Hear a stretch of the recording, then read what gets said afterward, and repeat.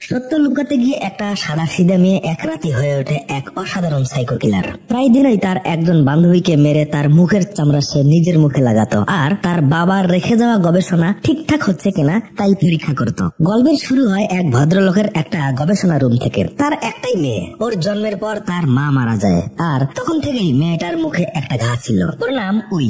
মা মরা একমাত্র মেয়েটার জন্য তার বাবা নিজের জীবনের সমস্ত সময় তার গবেষণায় ব্যয় করত। আসলে ওর বাবার কারণে উইয়ের মুখে এই ঘা হয়, কারণ ওর বাবা অনেক আগে থেকেই এই রোগে আক্রান্ত, তাই ডিএনএ জনিত কারণে তার মেয়েও এই একই রোগে আক্রান্ত। একদিন ল্যাবে একটা গবেষণার এক্সপেরিমেন্ট করার সময় সে আগে সেটাকে নিজের উপর অ্যাপ্লাই করছে, কিন্তু সে কোনোভাবেই ভাবতে পারেনি সে এইরকম একটা জিনিস আবিষ্কার করছে। এক মুহূর্তেই ওই চামড়াটা ওর গাল থেকে পুরো মুখে ছড়িয়ে যেতে থাকে। পরিস্থিতি বেগতিক দেখে সে তার রিসার্চের বইটা দেখা শুরু করে যদি কোনো সমাধান পাওয়া যায়, কিন্তু এতক্ষণে ওই ওর বাবার সামনে চলে এসেছে, নিঃশ্বাস বন্ধ হবার উপক্রম। কোনো কিছু না ভেবে একটা চাকু দিয়ে তার মুখের উপর আবরণটা কেটে দেয়, কিন্তু অবাক করার বিষয় হলো কোনোভাবেই ওই কাটা জায়গাটা আর কাটা থাকছে না। মুহূর্তে আবার জোড়া লেগে যায় আর এই পুরো ঘটনা ঘটে উইয়ের সামনেই। দৃশ্যপট পাল্টে যায়। উই এখন বড় হয়েছে, বাবার লেখা বইয়ের উপর সে এখনো রিসার্চ চালিয়ে যাচ্ছে, আর এর মধ্যেই সে নিউজিল্যান্ডের একটা বড় ইউনিভার্সিটিতে স্কলার পেয়েছে, তাই এখন তাকে সেখানে লেখাপড়া করার জন্য যেতে হবে। ওর ফুফুর বাড়ি ছিল ওই শহরে যেখানে এসে লেখাপড়া করতে যাবে। বাবা মা মরা এতিম মেয়েকে আশ্রয় দিতে পেরে ওর ফুফুরও ব্যাপারটা বেশ ভালোই লাগছিল।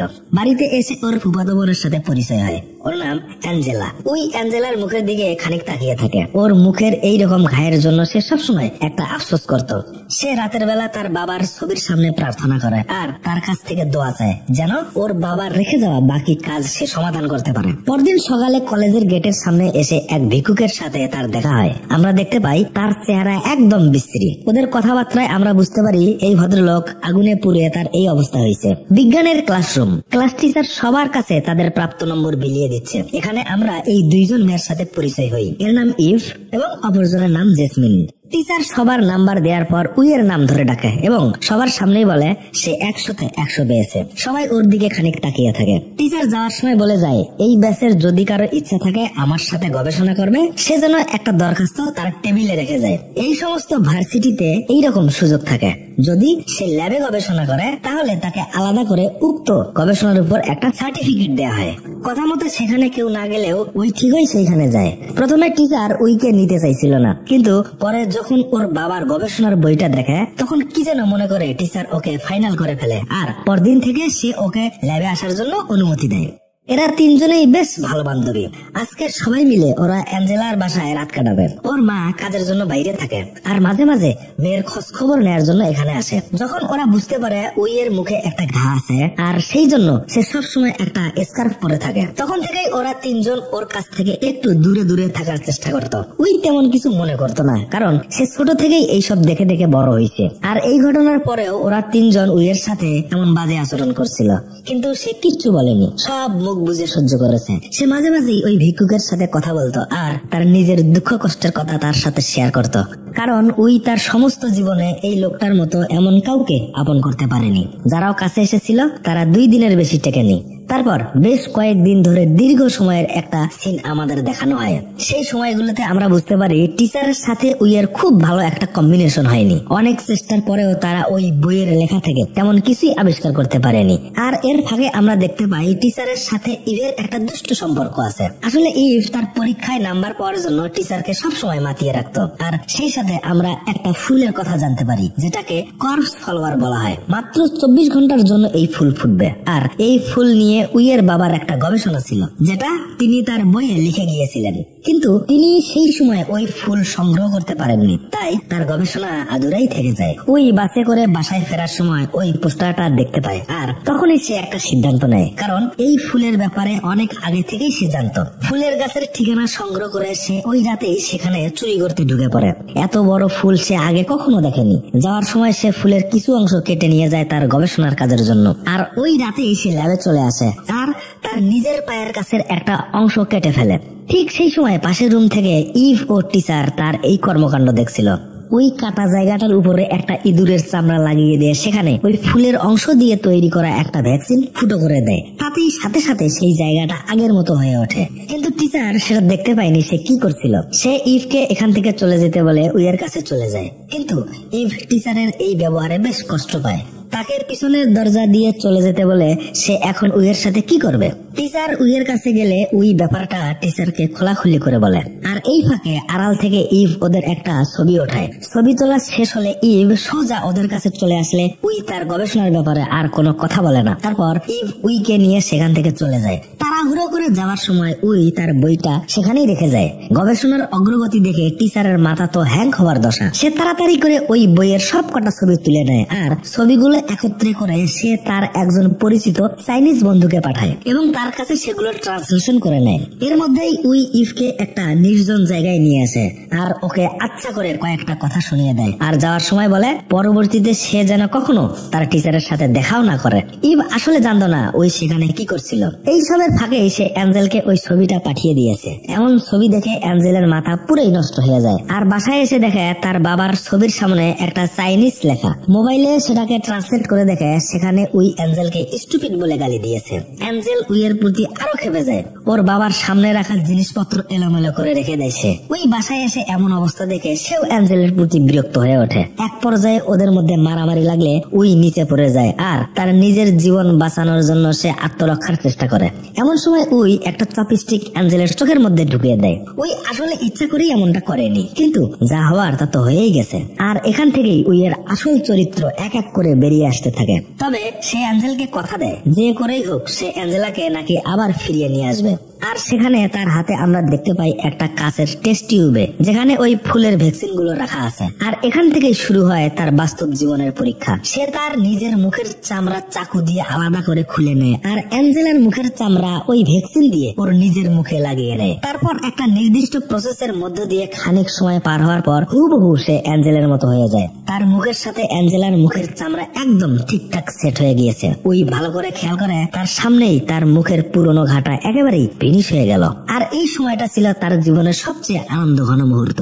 এদিকে ওর ফুবুও বাসায় চলে আসছে। সে তাড়াতাড়ি করে জামা কাপড় পাল্টিয়ে ফুবুর সামনে চলে আসে, কিন্তু তার ফুবু তো জানতো সে তারই মেয়ে। ওই কোনো কথা বলে না, সে চুপচাপ দাঁড়িয়ে থাকে। মেয়েকে এমন অবস্থায় দেখে ওর ফুফু ওকে জড়িয়ে ধরে আর বলে, তুমি এখন স্বাভাবিক হও, আমি তোমার জন্য খাবার নিয়ে আসি। ভদ্র মহিলার কথা শুনে ওই শান্তিতে চোখ বন্ধ করে রাখে, কারণ সে ভাবতেও পারেনি এত সহজে সবকিছু স্বাভাবিক হয়ে আসবে। তবে একটা বিষয় খেয়াল করবেন, ওর ওই বাঁকা দাঁত কিন্তু এখনো বাঁকাই আছে। মুভির বাকি অংশেও ব্যাপারটা বেশ গুরুত্বের সাথে দেখেছেন এই পরিচালক। পরদিন ওর ফুফু চলে যাওয়ার পর সে বাসায় অ্যাঞ্জেলার ফোনে তার ভিডিও দেখে ওর মতো আচরণ করার প্র্যাকটিস করছে। সে কিভাবে হাঁটে, কিভাবে কথা বলে, কেমন করে অঙ্গভঙ্গি করে, এইসব আর কি, যাতে বাইরে কেউ ওকে দেখলে সন্দেহ না করে। কিন্তু এভাবে আর কতক্ষণ চলবে? এমন সময় ওকে একজন এসে জানায় যে সে কখন খেলায় অংশগ্রহণ করবে। খেলার কথা শুনে সে তো মোটামুটি ঘাবড়ে যায়, কারণ অ্যাঞ্জেলা কখন কোথায় কোন শিডিউল দিয়ে রাখছে সেটা অ্যাঞ্জেলা ছাড়া আর কে বলতে পারবে। উপায় তো একটা বের করতেই হবে। লাইব্রেরির লকারের কাছে গিয়ে লকারের দরজাটা খুলে 2টা আঙ্গুল আচ্ছা করে সেখানে আঘাত করে, যাতে সে সবাইকে বোঝাতে পারে সে অসুস্থ। কথার ফাঁকে ইভ তার কাছে উইয়ের খবর জানতে চায় আর ওই ছবির কথা খুলে বলে যে সে কিভাবে সেই দিন ল্যাবে ছবিটা তুলেছিল। সব কথা শুনে অ্যাঞ্জেল মানে উই বুঝতে পারে তাহলে এই সমস্ত ঘটনা ইভের ষড়যন্ত্র। দৃশ্যপট পাল্টে যায়। আজকে অ্যাঞ্জেলের ছেলে বন্ধুর সাথে দেখা করার কথা আছে। অবশ্য তাতে উইয়ের কোনো অমত ছিল না। সে বেশ হাসি মুখে ছেলেটার সাথে ডেটে যায়, কিন্তু সেই সময় ঘটে এক মহাবিপত্তি। ওর মুখের উপরের চামড়াটা খসে পড়ে ওই ছেলেটার মুখের উপর আর উইয়ের আসল চেহারা বেরিয়ে আসে। কি যে একটা ভয়ানক অবস্থা। ভয় পেয়ে ছেলেটা পিছিয়ে গেলে খাড়া ঢালু থেকে সোজা নিচে পড়ে যায় আর সেখানেই মারা যায়। এখান থেকে আমরা বুঝতে পারি ওই ভ্যাকসিনটা নির্দিষ্ট একটা সময় পর তার কার্যকারিতা হারিয়ে ফেলে। তাড়াতাড়ি করে বাসায় ফিরে এসে ওর বাবার গবেষণার বইটা খুঁজতে থাকে, কিন্তু কোথাও সেটাকে পায় না। পরে টিচারকে ফোন দিয়ে তার বইয়ের কথা জানতে চায়, কিন্তু টিচার তার ফোনের জবাব না দিয়ে সে ওই বইয়ের গবেষণা চালিয়েই যাচ্ছে। ওর বাবার অতীতের সমস্ত ইতিহাস এক এক করে দেখা শুরু করেছে। সে জানতো এই কাজ শেষ করতে পারলে সে নিশ্চিত নোবেল পুরস্কার পাবে। হঠাৎ তার চোখে ওই কর্পস ফ্লাওয়ারের ছবিটা চলে আসে। তারপর এক মুহূর্ত দেরি না করে সে সোজা ওই ফুলের কাছে চলে আসে। তখন আমরা দেখতে পাই ওই ফুলটা আর আগের মতো নেই। এদিকে ওই তার অবশিষ্ট ভ্যাকসিন ব্যবহার করে আবারও ওই অ্যাঞ্জেলার মুখের চামড়াটা তার নিজের মুখে লাগিয়ে নেয়। চেহারা পাল্টিয়ে সে সরাসরি ভার্সিটির ল্যাবে এসে ওই বইটা খুঁজতে থাকে। এখানে সেখানে তন্ন তন্ন করে সে খুঁজে বেড়ায়, কিন্তু কোথাও সে তার বইটা পায় না। টিচারকে ফোন দিলে সে ও বাস থেকে জানায় বই এখন ওর কাছেই আছে, তবে সেটা ওকে এখন আর দেয়া হবে না, কারণ এতদিনে এই বই দিয়ে সে কিচ্ছু করতে পারেনি। তাই টিচার নিজে কিছু করতে চায়। এই কথা শুনে উইয়ের মাথা আরো বিগড়ে যায়। উপায় না পেয়ে ল্যাব থেকে কিছু প্রয়োজনীয় জিনিসপত্র নিয়ে বাইরে চলে আসে।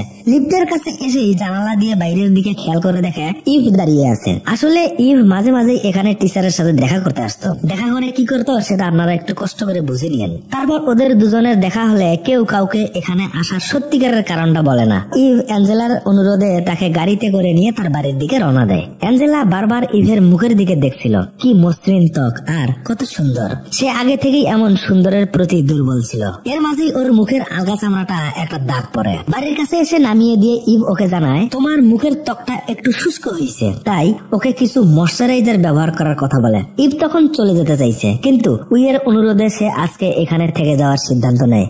আর এই সিদ্ধান্তই তার জন্য কাল হয়ে দাঁড়ায়। এখানে আসার পর থেকেই ওর আচরণ সুবিধার মনে হচ্ছিল না। কয়েকদিন আগের অ্যাঞ্জেল আর এখনকার অ্যাঞ্জেল দিন রাত ফারাক।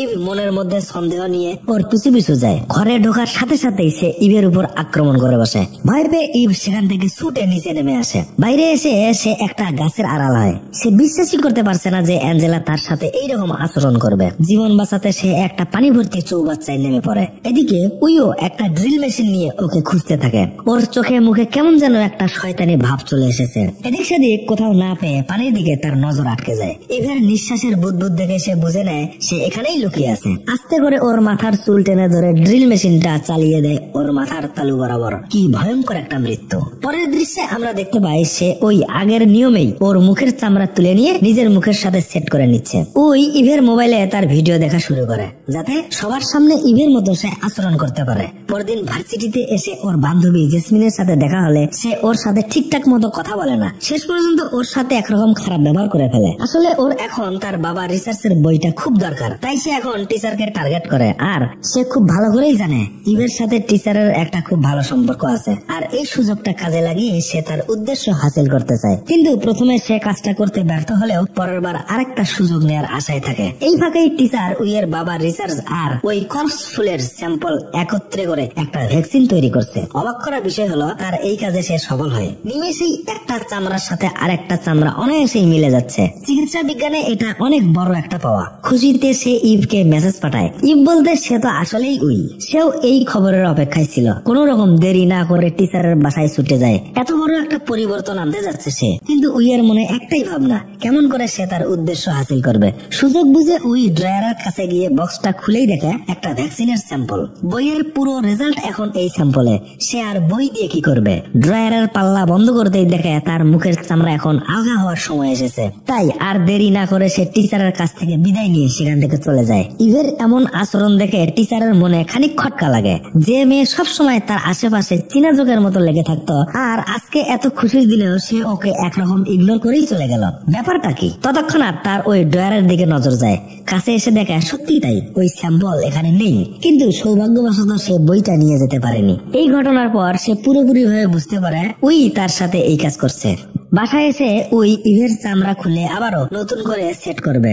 ঠিক সেই সময় সেখানে জেসমিন এসে হাজির হয়। উইয়ের এমন অবস্থা দেখে সে ওকে সান্ত্বনা দেয়। সে ভাবছে গত কয়েকদিন থেকে ইভ এবং অ্যাঞ্জেলার হারিয়ে যাওয়া আর তার এই মুখের ঘা আগের থেকেও বিশ্রী হয়েছে।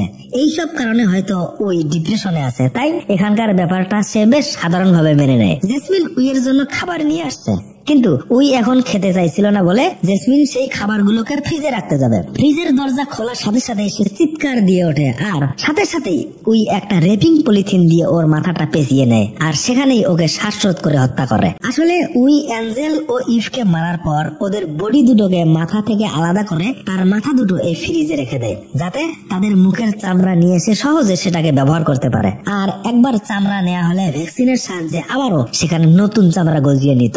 এদিকে অন্যদিকে টিচার পাগলের মতো ছুটে আসছে উইয়ের বাসায়। এসে দেখে ওই ইভের ওই জামাটা এখনো পরে আছে। টিচার এতক্ষণে যা বোঝার তা সবই বুঝে গেছে, কারণ সে তো এই রিসার্চ পুরোটাই পড়ছে।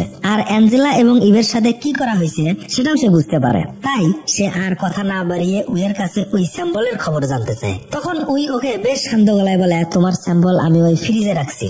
ফ্রিজ খোলার সাথে সাথেই টিচারের মুখ হা হয়ে যায়, আর সেই সুযোগে উই ওর গর্দানে একটা ইনজেকশন বসিয়ে দেয়। তারপর শুরু হয় উইয়ের খেলা। সে এখন টিচারের উপর পুরো এক্সপেরিমেন্ট চালাবে, তাই ওর গলা ও বুকের খানিক জায়গা জুড়ে তার চামড়া তুলে নিয়েছে। নতুন চামড়া গজানোর এক্সপেরিমেন্টটা সে ভালো করে বুঝতে চায়। উই হাসতে হাসতে ওর বাবার প্রথম এক্সপেরিমেন্টে অ্যাপ্লাই করে ওই টিচারের গলায়, আর ব্যথায় কোকাতে থাকে সে।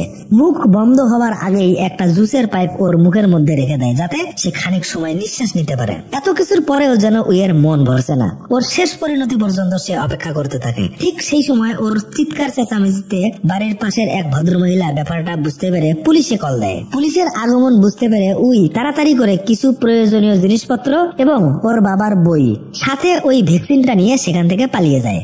পুলিশও ওর পিছু নিয়েছে। খানিক দাবরানি খেয়ে সে ওই লোকটার দেখা পায়, আর ওর কাছে সাহায্য চাইলে সে উইকে তার চাদরের নিচে লুকিয়ে রাখে। পুলিশ আসলে সে ওদেরকে ভুল রাস্তা দেখিয়ে সেই দিকে যেতে বলে, আর এর মাঝেই সর্বনাশ হয়ে যায়। উইয়ের হাতে থাকা ওই ভ্যাকসিনের স্যাম্পলটা ফেটে ওদের দুজনের শরীরে ইফেক্ট হতে শুরু করে, আর এক মুহূর্তে ওদের দুজনের শরীর মিলেমিশে একাকার হয়ে যায়। তো মুভির কাহিনী আজকের মতো এখানেই শেষ।